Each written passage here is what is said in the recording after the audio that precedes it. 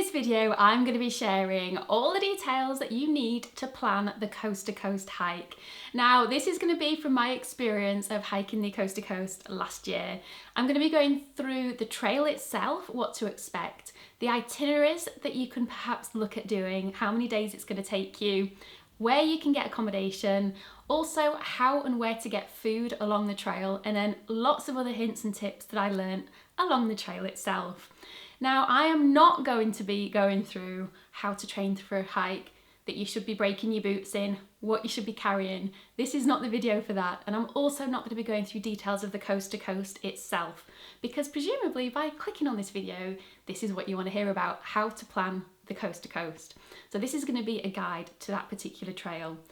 If you are new to through hiking or backpacking and want some help, then by all means check out my channel. I have got videos on there about training for through hikes, what to pack. I've got all my packing lists for plenty of different trips I've been on, so feel free to take a look at those.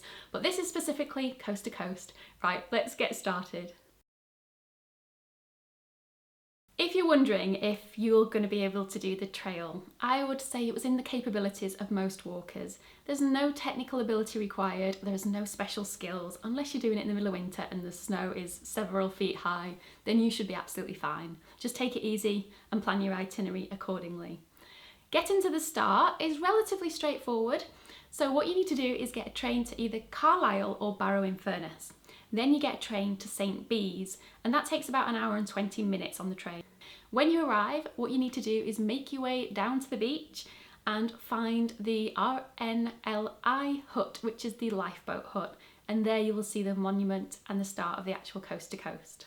When you get to the end of the coast to coast, over on the east coast in Robin Hood's Bay, you will walk down the jetty, throw your pebble in the water, and then make your way back up the hill. I know, it's a little bit cruel. But then you get the bus on Thorpe Lane. So at the top of the hill, turn left onto the main road and you'll see a bus stop there. It will head south to Scarborough or north to Whitby and then on to Middlesbrough. So that'll link you back up with all the major networks for buses and trains.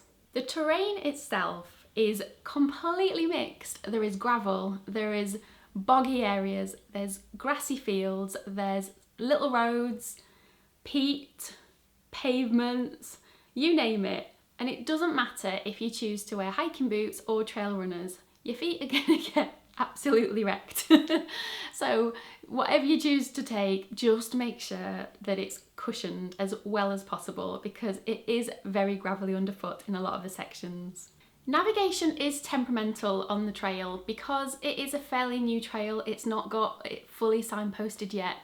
If you were to head out without a map, without a compass, without any GPS, I will be honest with you, you will struggle because it is not well signposted. So you do need some alternative form of navigation. I personally took a map, which was on my phone, which was the OS Ordnance Survey app. So that allowed me to create all my routes for each day, which I found fantastic. But you can get paper versions. However, there is 8 total maps that you would need if you're going to go down the OS Explorer route.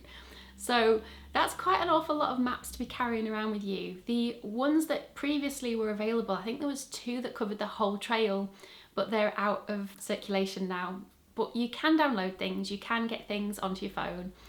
So if you were to go down the OS route and you wanted paper maps, the 2 I would recommend is OL4 and OL5, which are the 2 that cover the Lake District, because they're the worst places to get stuck, I would say, especially in bad weather. Everywhere else, you're kind of in and out of villages a lot of the time. But definitely take some form of navigation and do not rely on the signposts. Speaking of the trail being quite exposed in sections, this is not the time or the place to go ultra light and just take a poncho. Please trust me on this. If you are used to through hiking and taking such lightweight gear, that's fine, but not in the Lake District and not across these moors in bad conditions. You will need proper waterproofs, and I know that's very basic, but if people are looking at going ultra light, don't scrimp on your weight with a poncho or something like that. Get some proper waterproofs that's going to keep you protected. Now, I carried a water filter with me along the trail, which I've done on many trails before, and I didn't use it that often because there is plenty of streams and waterfalls along the way, but there's also a lot of agriculture.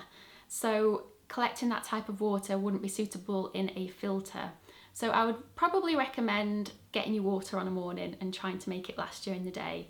I am used to collecting water, so it was quite strange for me not to. And don't get me wrong, there is places, but I just didn't use mine very often.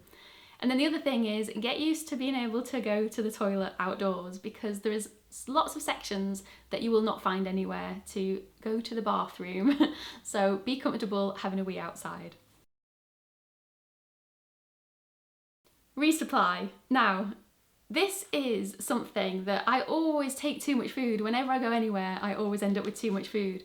You will never be more than a couple of days without food on the coast to coast. The most you'll probably ever have to carry is 2 days worth of food, or 2.5 days worth of food. So you don't need to worry about having a whole week's worth in your backpack when you're setting off. So keep it light, take some food for 2 days at most, and then get food along the way. Right, let's start in St. Bees. I have got notes because I will just not remember all of this. So I hope you don't mind me referring to them, but otherwise I just know I'll miss things out. There is a village shop that is very well stocked in St. Bees. It is open daily, but it is not the best for all diets. And I'm going to refer to this on a few occasions during this video, whether you have specific dietary requirements or not. I hope this helps people that does. I hike the trail vegan and also fairly healthy. So I think I'm probably a good way of explaining what's available and what's not. Obviously, I'll talk about everything wherever I found it, whether it was vegan or not. But for those people out there that only eat plant-based or gluten-free even, this video should be helpful to you too. So if you are going and hoping to get some food before you get there, don't wait to get it in St. Bees, get it somewhere else, because you'll be limited and it is very expensive. The first place you're going to come to where you can get some food at a pub is Sanith, which is only 5 miles in, at a place called the Dog and Partridge Pub. That's open Wednesdays to Sundays. Clearton is your next stop, and that has got a store, so you can get a few snacks there if you need them. Your typical small village shop.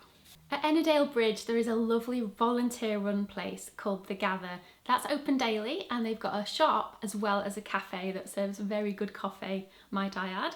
There's also the Fox and the Hounds pub in Ennerdale Bridge, which serves your typical pub grub. Then along the trail a little bit further is somewhere called the YHA, so the Youth Hostel Black Sail, and they have some snacks that you can purchase as well as hot drinks that you can make, which I would highly recommend going by if it is a miserable day. It's really lovely to look out at, from a very remote youth hostel and take some time and just watch the world go by. At Seatoller, there's somewhere called the Hollister Slate Mine, and this has got a cafe called the Sky High Cafe. That's open daily, where they serve hot food. Again, definitely worth a visit. I think I got a vegan hot dog from there, which was delicious. In Borrowdale, you've got some pubs and a tea room, so no shops as such there. I think there used to be a little village shop, but it closed down. In Grasmere, this is where you can get your first proper resupply. And they have got a massive co-op there, which is again open daily with very good opening hours. They've also got outdoor shops and a pharmacy if you need it there. And there's plenty of places to eat as well as a post office. In Patterdale, they've got 2 pubs. They've got the White Lion and then the Patterdale Hotel. So if you're looking for hot food, again, that's an option. And then at the end of the Lake District National Park, in a place called Shap, that is a perfect place again to do another resupply. They've got a large co-op, which is again open daily. They've got a post office. They've also got a couple of pubs, so the Crowning, King's Arms, Greyhound Hotel, all serve pub food. And they have got a chippy called Shap Chippy, where if you are vegan and do not want things in beef dripping, which a lot of traditional places do cook their chips in, you are in luck because they cook it in vegetable oil there. There's also a coffee shop called the Abbey Coffee Shop. In Orton, you can get off trail if you need to, and that is about a mile off trail. They've got a village shop that's open between Monday and Saturday, and a post office. Along the way, just past there, you go to somewhere called Sunbiggin Farm, and that is a little place on a farm that you literally walk past. There's a sign and you can go in, and they have got things there for hikers. So they've got an honesty box and plenty of cool drinks in a fridge and snacks, your usual kind of crisps, some homemade cakes and chocolate bars. things like that. So if you do get stuck, that's a lovely little place to stop.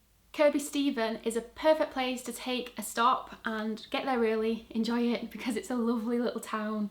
They've got a large co-op there with a bank, post office, emergency dentist, pharmacy, bakeries, delis, tea rooms, chippies, you name it, it's the place to be. There is plenty of options there in Kirkby Stephen.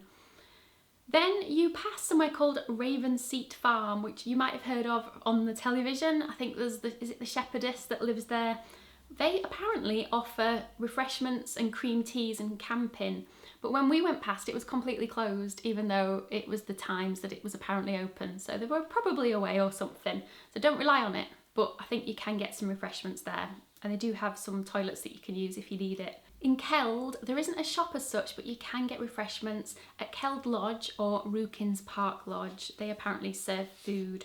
I haven't tried it myself, but they do have food there.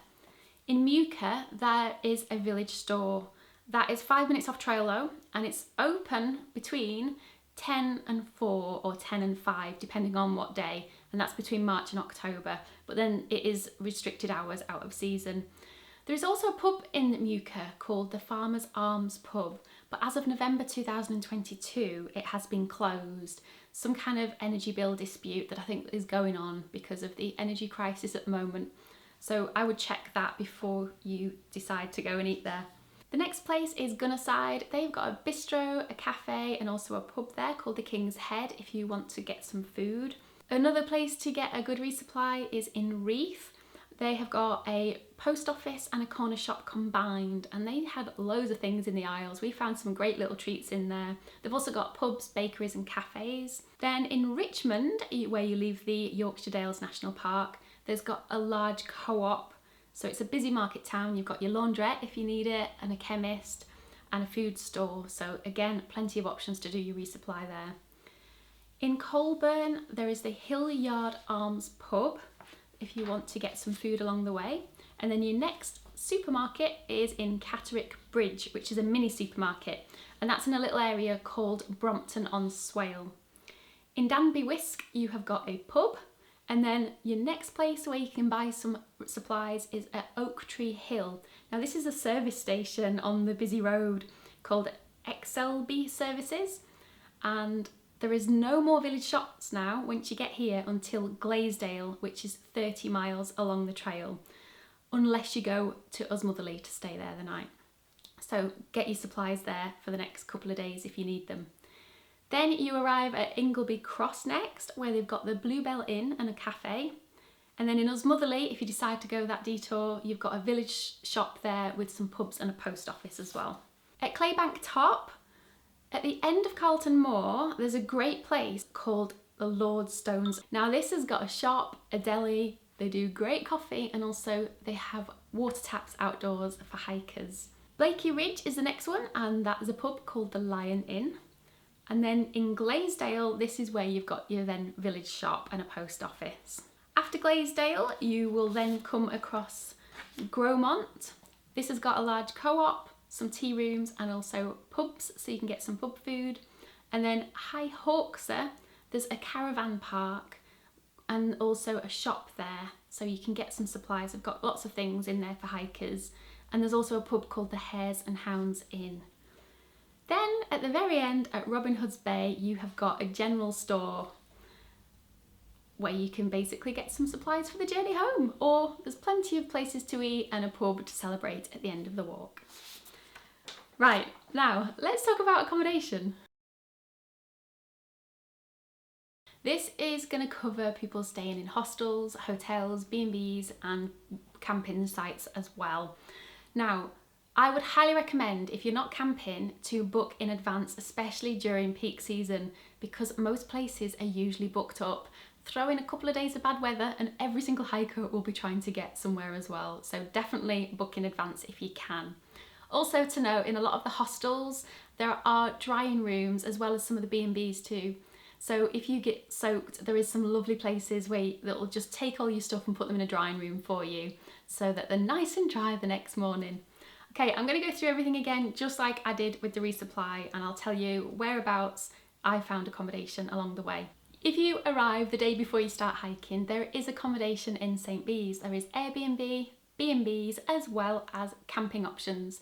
We did an Airbnb which was right next to the train station, which was great. The next place you're looking at staying is Clearton, and there is a couple of hotels there that you can book. In Ennerdale Bridge, there are B&Bs and hotels, and then within 2 miles you get to Ennerdale itself, and there is a youth hostel there. At Seatoller and Honister, there is the option for a B&B or camping. And then in Borrowdale, you've got the youth hostel, camping, B&Bs and hotel. In Grasmere, again, you've got hostels, hotels and B&B. And then Patterdale, you've got hostels, B&Bs and camping. In Shap, you've got B&Bs and hotels. And then in Orton, you've got a hotel as well as some camping options there. Kirkby Stephen, you've got hostels, hotels, B&Bs and camping. And in Keld, you've got camping, B&B, and then a hotel at a nearby place called Thwaite, which is 2 miles off trail. In Muka, you have got a B&B, and you've also got a B&B in Gunnerside. Then in Reeth, you've got 2 youth hostels, camping, B&B and hotels. In Richmond, you have got camping, B&Bs and hotels. Colburn, you have camping options. Danby Wisk, you have got a B&B. Ingleby Cross, a B&B. And in Osmotherley, if you take that little route, you've got a youth hostel, which is wonderful, camping as well as a B&B there. At Claybank Top, you can camp at the Lordstones, which is just before you get to the road, and that is where that lovely place is where you can get coffee. But I think you need to check on the website because I think it said at one point it wasn't available, so just double check that. At Blakey Ridge, you have got a B&B at the pub, and then there's camping opposite it. But then if you are looking for an inn for an accommodation, so like a pub, there's one 1.5 miles away from there. At Glaisdale, it is a B&B and an inn. And then in Egton Bridge, you've got hotels. Gromont, just before you get to the village, there's camping options, as well as a B&B and a pub in the village.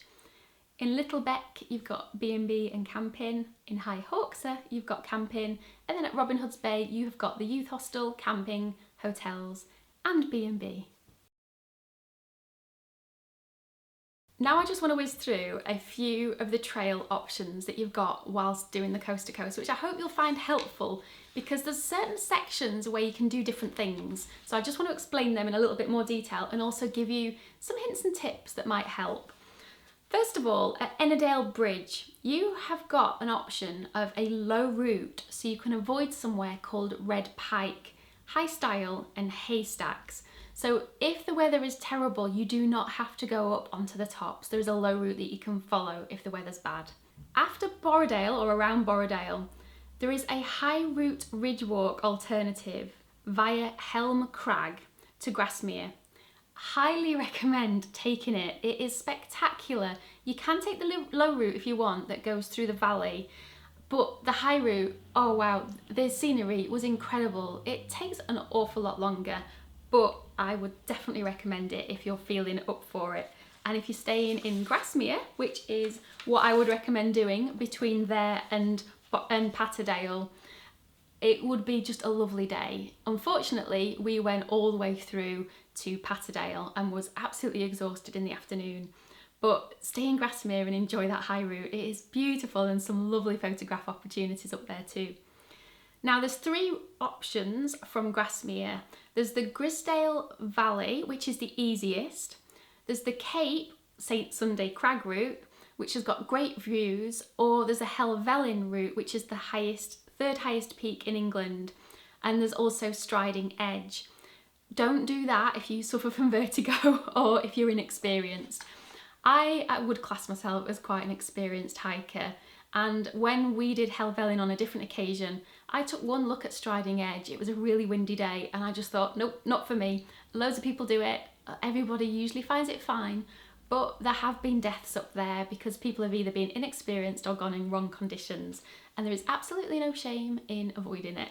But it is a wonderful little side trip if you do want to make even more out of your hike. Round Kirby Stephen, there is options that you have to take depending on what time of year you hike. It's really, really boggy there due to all the peat. Now there's 3 different routes. There's the red, the green and the blue.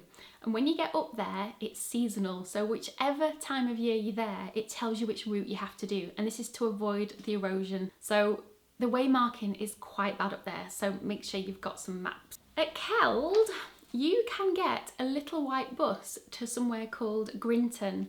So if you're finding it difficult to get through that section or you need to go somewhere to stop, get a little white bus from Keld to Grinton, stay in Grinton, and then you can get that little white bus back again the next morning, and it's reasonable times. You've then got the option of a high or low route to Reeth. We took the official high route for better views, which I would say was very lovely. Now, in Marwick, you've got a lovely walk through Steps Wood to Marwick, and then when you get up there, you're heading up over towards Richmond. Now, it's a long stretch to Ingleby Cross. It's 22.5 miles, but it's one of the flattest, so it can be done in a single day without stopping at Danby Wisk if you want to. I think a lot of itineraries recommend stopping in Danby Wisk, but you don't need to, it's fairly flat. Somewhere called Oak Tree Hill. Now, this is just before you get to North York Moors National Park. There is a crossing you have to do. This is where I was talking about Excelby services where you can get a bit of a resupply. You have to cross the A19 and it's really, really busy. You have to be careful crossing that. In Ingleby Cross, you then start following the Cleveland Way most of the way to Blakey Moor. So it's kind of nice having signposts for a change. It's 21 miles to Ingleby Cross to Blakey Ridge from there.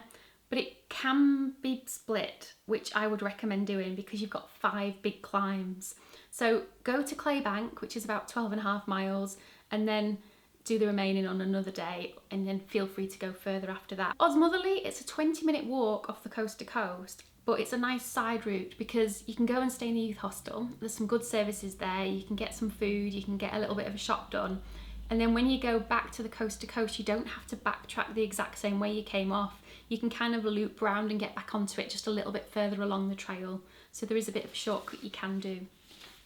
Now, after Claybank Top, you can take a low level path. So Claybank Top is kind of a road where you can go into some villages to get some accommodation. So before you get there, you can go up to the Lordstones, which is lovely. You can go on to the high tops, look at all the lovely rocks. But there's a low level route you can take if you're struggling after Carlton Moor. I wouldn't recommend it. It looks a bit dull and it's really nice to go up onto the tops. But if you are struggling at this point, it is an option. And then when you get to Claybank Top, there's 3 villages where you can stay, and that's in Urra, Chopgate or Great Broughton. And then most accommodations will come and pick you up from the roadside. There's a little lay-by just a little bit further down the road. And then we went to Great Broughton and stayed at the Wainstones Hotel, which was nice. There is a shop there, closed on Wednesdays, and a post office in the village. So that's a nice little way to get off trail if you need to. At Blakey Ridge, you leave the Cleveland Way, again on Blakey Ridge, 30 minutes after the trig point. So the Cleveland Way will go left. Don't do that after the trig point, keep going straight on. So don't forget, don't follow the Cleveland Way after there. And then 10 miles from Blakey Ridge, you've got a lovely woodland walk to Egton Bridge, which is nice actually, getting a bit of shelter rather than being exposed all the time. In Gromont, when you arrive there, if you don't want to stay there, I mean, even though there is camping, B&Bs and pubs, you can get the train to Whitby, which is what we did. It only takes 20 minutes. You can get a bus as well. And stay in Whitby if you can find cheaper accommodation, and then just get the train back the next morning bright and early. And Whitby's got loads of options. It's like a proper big town. After that section, you've got a 15.5 miles, very long miles, to Robin Hood's Bay. And you've got a savage 700-foot climb to get out of Gromont, which is really mean first thing on a morning. But you're then on the home run because you then rejoin the Cleveland Way at the North Sea and then carry on going all the way to Robin Hood's Bay. And then get to the slipway, or the dock as it's known there, throw in your pebble and you are done. So that's all like the little hints and tips from the different options along the trail. Now let me talk to you about itineraries. Depending how you're doing the coast to coast, whether you're camping, staying in B&Bs and hostels or hotels, might actually dictate a little bit about how long it's going to take you.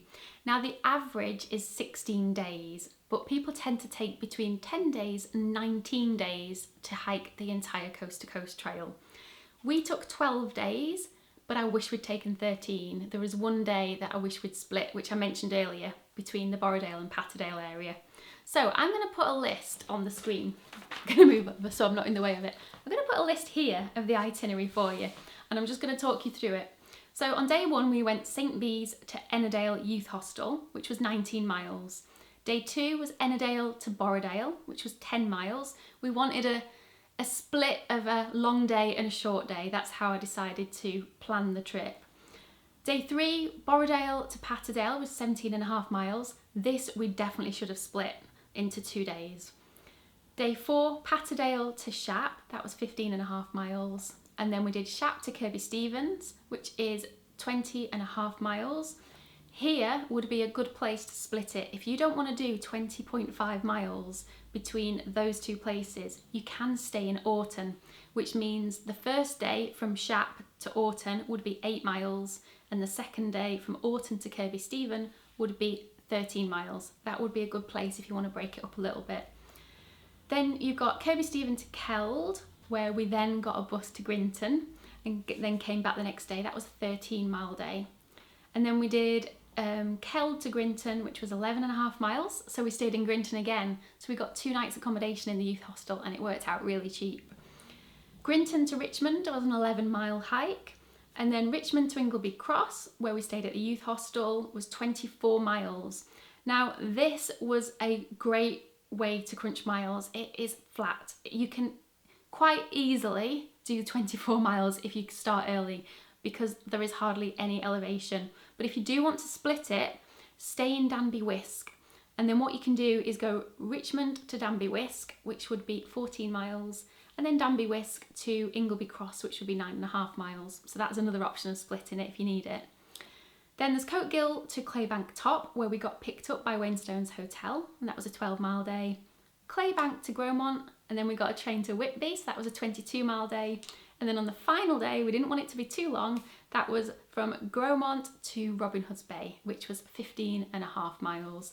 Now, it is entirely up to you how long you take, and I would say the longer that you take, the more fun you're gonna have because if you can afford to take longer, there is plenty of little places that you can explore, little villages you can stay longer in, and side trips even if you wanted to do any. I would say the Lake District was the hardest part of the trail. It was the most challenging because it was very, very hilly and quite exposed, whereas the other parts of the trail, there was lots of little villages that you were going in and out of a lot of the time. There were places where there was just a lot of pastures and fields that you were walking through, but it was always nicely broken up, so you wouldn't have day after day of the same thing. That's what I loved about the coast to coast. It was very different. Now for my final tips about the coast to coast. So these are just completely generic tips that I just thought I'd throw out there that I've made a note of as I've gone along.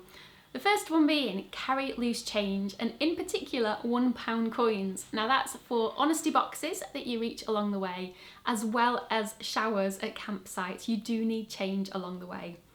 If you don't want the burden of carrying a heavy backpack, there is companies out there that will do it for you. So all you have to do is do a quick Google search and type in baggage transfer services coast to coast, and you will have an array of lists there for you.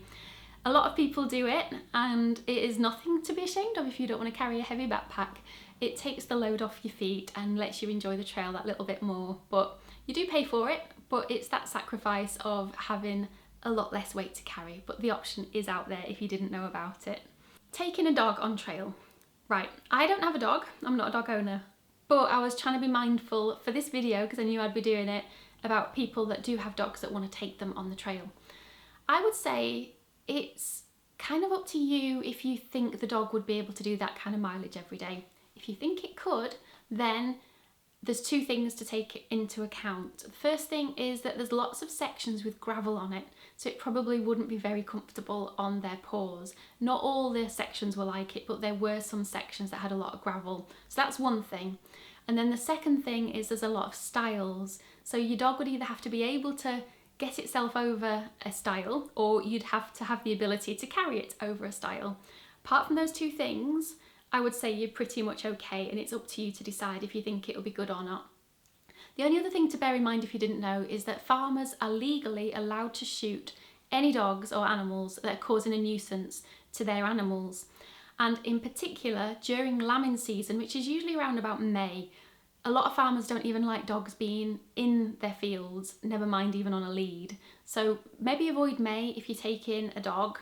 Definitely keep it on a lead during lambing season and also where ground nesting birds can be. But otherwise I think you should be okay. I did see somebody with a dog on trail, but that dog wasn't out on trail every day with him. He had somebody with him kind of travelling around that took it on alternative days to give it a rest because it was getting quite tired in some of the sections because he was doing large miles days. Right, the other thing is take the time to enjoy it. Don't try and be a badass and do it as fast as possible to say how quickly you did it.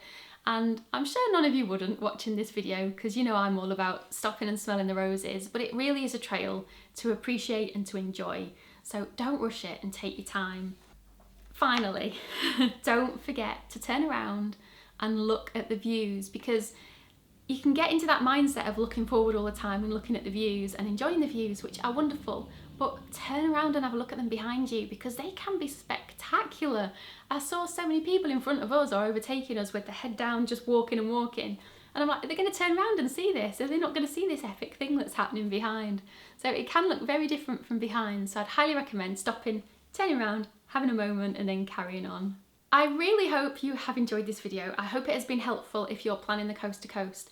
If I've covered anything that you're not sure of, feel free to ask me. By all means, put some questions in the comments below. I'll do my best to answer them.